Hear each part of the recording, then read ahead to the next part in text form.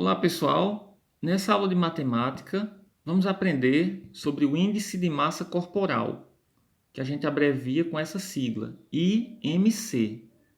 Então vamos aprender como calcular isso aí. Então para que serve? Para que serve o IMC? O índice de massa corporal serve de referência para que os médicos possam fazer comparações entre dados estatísticos. Usando essa relação entre o peso e a altura, pode-se dizer se um determinado indivíduo tem ou não chance de desenvolver problemas mais graves de saúde. Como calcular? Então, o IMC é calculado assim: peso dividido pela altura ao quadrado. Lembrando que o denominador dessa fração é uma potência. Então, como está ao quadrado, significa que é a altura multiplicado pela altura. Então, na prática, na calculadora, a gente faz assim: divide o peso, né? Você digita o peso, divide pela altura, o resultado que der, divide pela altura novamente. E aí vai encontrar o IMC. Tem essa tabela de classificação, que serve de referência, olha. Então, se você calcular o IMC, utilizando o seu peso e sua altura, você vai obter um desses números aí.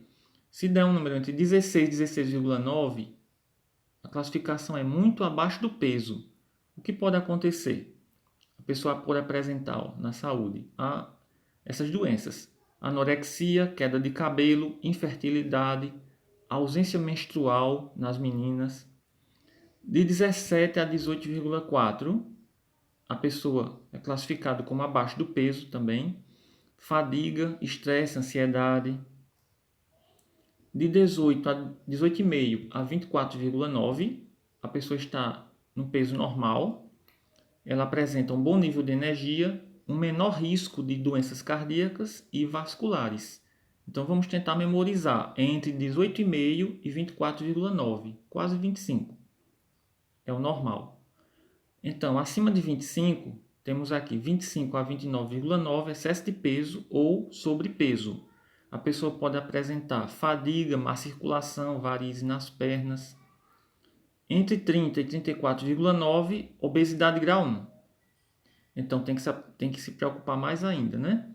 A pessoa pode adquirir diabetes, angina, infarto, aterosclerose.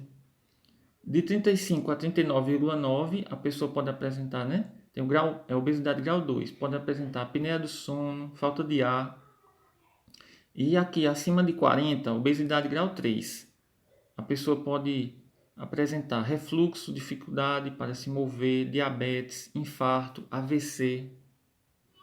Então, primeiro exemplo. Margarida pesa 70 kg, sua altura é 1,68 m. Calcula o IMC.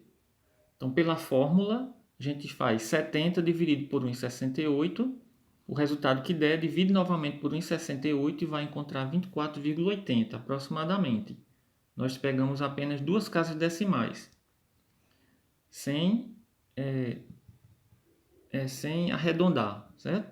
Aí a classificação foi normal, porque a gente viu que entre 18,5 e 24,9 é normal. Segundo exemplo, Marcos pesa 78 kg e sua altura é de 1,66 m. Calcula o índice de massa corporal. Então, pela fórmula, você faz 78 dividido por 1,766, aí o resultado que der, divide de novo por 1,66. Deu aproximadamente 28,30, sem arredondar. Então, a classificação dele foi excesso de peso, porque deu mais que 24,9, né? Agora vamos fazer aqui um terceiro exemplo. Eu vou mostrar a vocês com a calculadora. Aplicando a fórmula para determinar o IMC, Daniel, que pesa 58 kg e tem 1,68 m de altura, obteve aproximadamente. Então vamos ver aqui. Olha só, a calculadora está aqui. Então vamos colocar 58, né, 58 dividido pela altura, que é 1,48 m, 1,48. O resultado foi esse. Aí então a gente divide novamente por 1,48. E o resultado foi esse aqui, ó. IMC deu 26,47, né? Sem arredondar. Então, pela classificação, ele está com sobrepeso, né? Que o normal é até 24,9, correto? Então vamos para o segundo exemplo. Aliás, o quarto exemplo, né? Aplicando a fórmula do IMC, no caso de Gabriela, ela pesa 67, olha lá, 67, dividido pela altura dela, que é 1,65, 1,65.